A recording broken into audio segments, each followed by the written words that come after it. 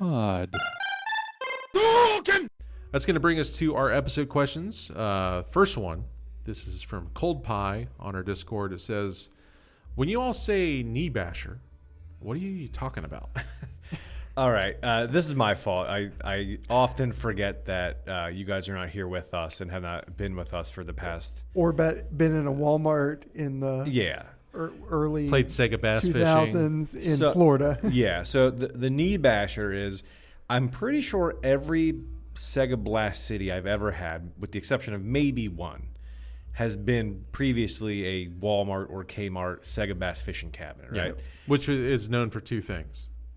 The knee basher, and the platform, right? Yeah, and they all came with the box. My first Sega Blast City was the full Monty. It had the wooden box, which had, I always tell people this, it has a Sega hot number on it. It is an official Sega part, which is why I kept mine. A wooden box, and the knee basher. So the reason why it's called the knee basher and what the knee basher is when you take the Blast City off of the wooden crate and you put it on the floor like a normal Blast City candy cab, the weight of a Sega Bass Fishing Blast City setup control panel, I want to say that control panel is at least 35 pounds, 30, probably close pounds. to 40. Yeah. I mean, we have one upstairs, and I know last time I had to carry it up there. They're obnoxious. So like it had like a full fishing thing on it, force feedback motors, fans.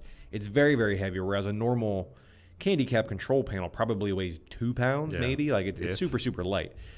So the knee basher Sega made this metal bracket that fits underneath a control panel, like under the surround on a Blast City. And it's like solid steel. It's like a solid, I don't even know what gauge steel, but it's beefy. And it bolts into the front of the Blast City, and the control panel would kind of like sit on it. And it's literally just there as a support. So like, think of it like just a 45-degree triangle, equilateral triangle of metal. Yeah. It's just there to support the control panel by being screwed into the base. Yeah, so when you take it off the base and you put it on the floor, if you sit at it like, a normal candy cab, you have to be very mindful of the knee basher because you will, in fact, bash the shit out of your knees on it. So that's the first thing that I do is whenever I get up Blast Cities, I take the knee basher off and I place it gently into a dumpster. Rob has decided to keep his on just in case he ever wants to go back to bass fishing, which I completely get. Well, and I just appreciate having the structural stability since my Blast is out in the arcade. Yeah. Of any kid that decides to sit on it at any time doesn't snap the control panel off a candy cab, as opposed to occasionally, often, all the time, people bashing their knees into it. Yeah, it's...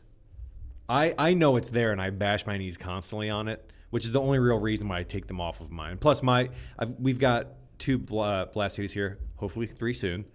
Drew, if you're listening, give me your cab. But yeah, that's what we call the knee basher. It's a gigantic white piece of steel. It's essentially a Whataburger table. Yeah. If you've ever sat at a Whataburger in the molded booths, I love how you get into it. You slide in. You're like, oh, cool, I'm safe. And then you turn a little bit more to go in, and the pole's right there. Yeah, and your MCL feels it. Yes. My and favorite part. Yeah, both of the CLs. This is an encapsulation of my favorite part of doing the podcast is we take something that's kind of like an obscure, maybe a little regional like reference on a certain arcade cabinet. We compare it to something just a little bit more regional, yes, exactly. a little broader. Yeah. Slightly broader. Hey, we got room to expand on our definitions if we ever need to. It's like if you're in from Texas over to like some Florida.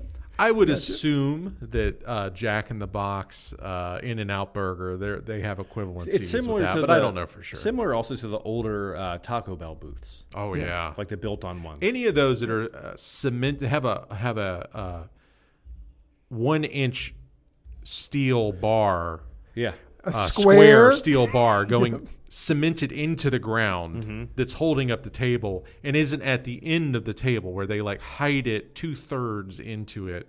So you're not aware that it's really there until you're really aware that it's there. Yeah. There's got to be some engineer that like he specifically was doing like restaurant tables during this time that get cemented in. And like he was and you're like, oh, you're the one. Engineer / orthopedic surgeon. He's like, this is going to be good for business. Yeah. 100%. So I will say though, I feel like taking them off is kind of wise just because I feel like they're a kit. Like if you have the stand, it wouldn't come into play as being a problem. Right. So it's kind of like if you take off the stand, you should go ahead and take off the knee basher also. If it helps, I still have the stand in storage. He does. I didn't gently lay that into a dumpster as Adam suggested. Dude, there was one time I bought a Blast City that had the thing on there. I paid the guy. I loaded it in my HHR at the time.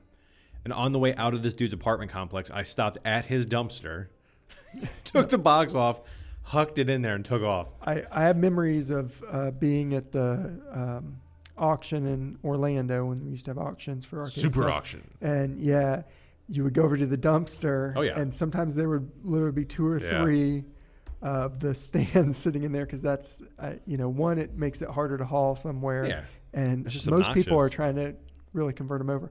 I will say, I think I've run mine without the knee basher and with the fishing rod. I think the weight is yes a factor, but I think the other factor was probably also like, okay, they're going to be They're we're going in to be America. torquing it. I'm trying to say this nicely. The cabs are in America. Yeah. And they're going to be, Destroyed by children. They're going to jerk it. yeah. Yeah. Jared's trying Yeah. to say they're going to jerk it. They were in Walmarts, they were Yeah. in whatever. They're going to be abused a little Right. bit. So, Well, especially with the Sega bass fishing thing, it's not just the weight going down, it's the torque, right? Yeah, So you're you can pulling reel it. back on that. That's going to flex that joint.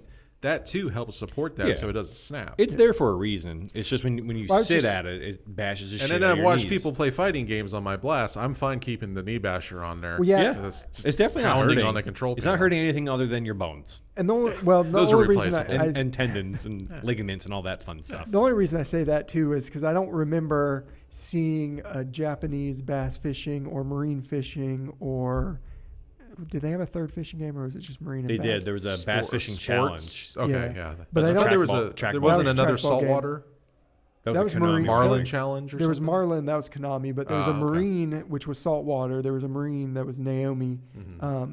but same fishing setup, same reel setup.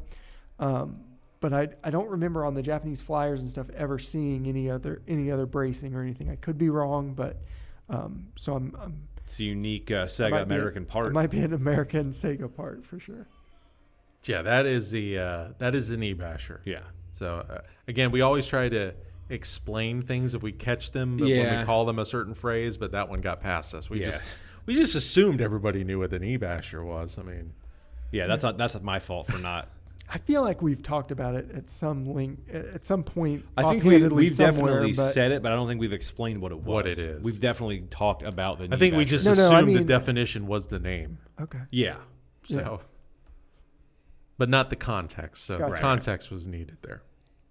All right, next question. This is from Roomball Sharif, and it is: what arcade character would you love a toy of that you would probably be the only one to actually buy?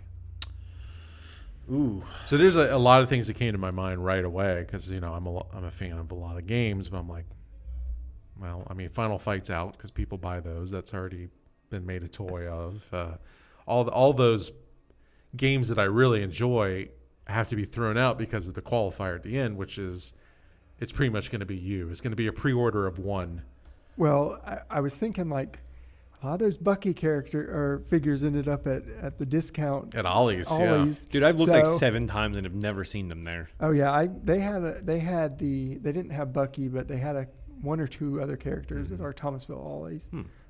Did I Duck and some of the others? Yeah, the girl. What's the girl's name? I don't remember. Yeah, I think I was Do trying we to even do remember. a I saw Bucky 2 of them. episode yet? You know that we did on that one. I do. Because we talked about getting Jimmy Dean to sign our Right. Oh yeah. your music, or going into the Jimmy Dean concert and holding up a sign that said "Your music saved me," And had the Bucky. referring to the Bucky O'Hare Hold your theme PCB song. up. Yeah. I'm trying to think of what obscure enough where it would only be me because I feel like some of the stuff.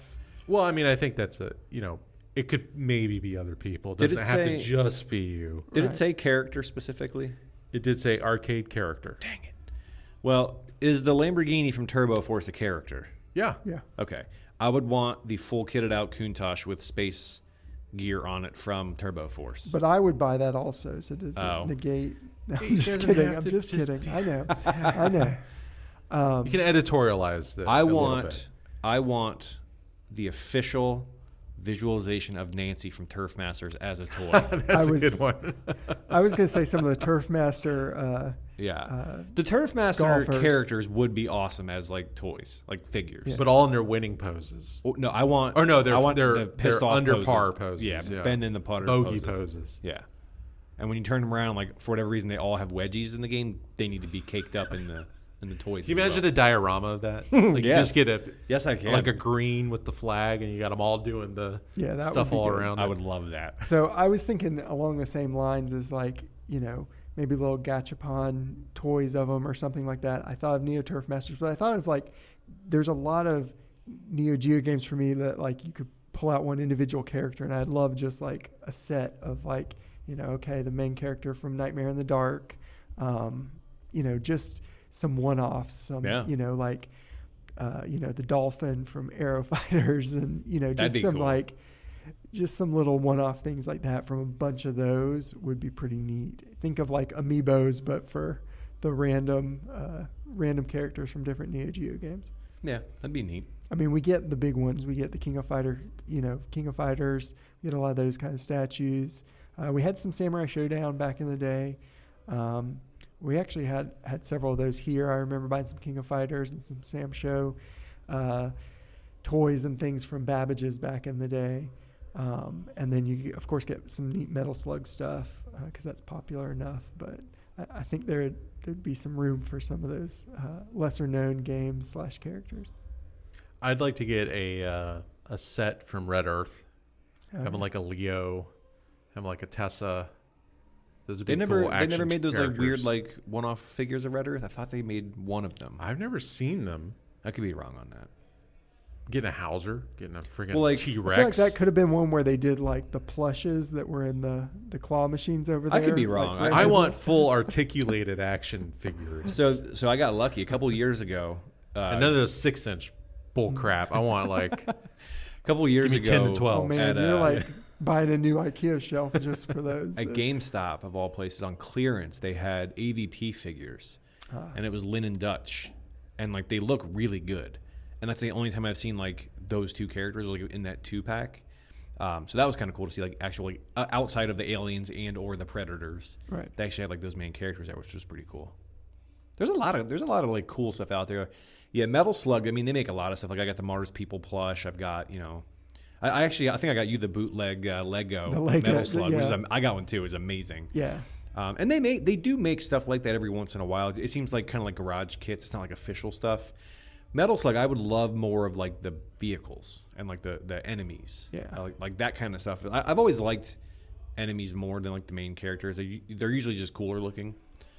So yeah, any big villains would be fun. Yeah, and for me, like, just because one, like, I can't justify like some of the costs of some of these bigger figures. Rob, you're asking for, well, So, I'm be plunking down money again because I'm the you're the like only that's one too. that's You've got to buy the mold. It's basically. me. I'm the key demographic. It's But- just me, so I got to buy it. So I want it to be quality stuff, not these little, Well, I was just thinking for like Metal Slug, like for me, it would be like I've got a few pieces, but it would be cool to have like almost like amiibo characters, Yeah. but of like all the different ones and Just stuff like that. do like the French collectors and turn your pool into the skull at the boss one. Right? Like that whole thing. It's freaking, those French collectors are amazing. if my Red Earth is too popular, I'll take. I don't think it is. I'll take Dragon from Gaiapolis or Gaiapolis, whichever way you want to say that. So That'd be cool. I think he'd make a really cool action figure. He's got the whole armor down the tail and everything else. Yeah. And there's tons of bosses. That's what I'm saying. And some of Bosses that are always stuff, which would be super really cool. cool. Super cool to have. I want a metamorphic force half exploding, like after you defeat one of the bosses, where they're all like filling with liquid before they pop, like in Gross. that pose. That'd be pretty. I cool. want the Dig Dug villain where their eyes about to pop. that would be. I'd be on that I pre-order know. too, so that wouldn't qualify. I know. But can you imagine like a nice Dig Dug statue Could be where it's cool. him pumping and the puka is like in mid explode? Yeah. Be great. like half. It's got a piece coming apart and it's popped like the balloon There already. there was some cool stuff. I had seen it a while ago. There's a Japanese arcade guy I watch on YouTube, and he had it pan across his room, and he had this really cool like Splatterhouse statue. I'm like, where did he get that? And later on, I found out it's like a guy that makes things in like small, but it's like the final boss of Splatterhouse. And it's like a vinyl. It's probably about 10 inches tall, and I got the second run. It's like kind of like see-through a little bit, so you can put a light underneath it and it lights up. But there are people that, and I think I sent you a link. The guy made Final Fight ones. Yeah, and they're really good looking. Mm-hmm. They're not really like toys though. They're kind of like vinyl, like statue things, which I prefer. Yeah, I mean, I prefer statues. They look better to action figures. It's not that you're playing with them. You can stand them up. You don't have to mess with them. Correct. You don't have to worry about vibrations in your display cabinet making them fall down, or buying additional stands to stick them in, or like those little robo arms that you have to do to get in a pose. It's just you put them there and you just stop them from collecting dust. There's so many choices. I mean, pick any good shooter, and I'd love to have more of like the vehicles. Like kits. Like the planes, in Japan, they had it was fig arts of the Galaga and the Galaxian ship, and I really wanted it, but I'm like, I wanted other things more. But like stuff like that, like they have made kits of like the Ikaruga ships. I've seen those before. You know, some of the cave stuff is out there too. Yeah, when you mentioned the Splatterhouse stuff, back when I had a sticker printer, I did a run of a bunch of the Namco characters like Mr. Driller and all those characters, and those would make cool vinyl figures and stuff. I think for sure that might already be out there for sure. But all right, so that's our episode questions from our listeners. For this episode, if you want to ask your own questions, feel free to jump on our Discord and go to the episode questions channel and post your questions there, and they could be included in a future episode. But we always like hearing them. We always like turning them around. We won't turn around the knee basher thing, but we will ask the people in Discord to answer what their favorite arcade character would be that only they would be buying. That second part makes it so much tougher.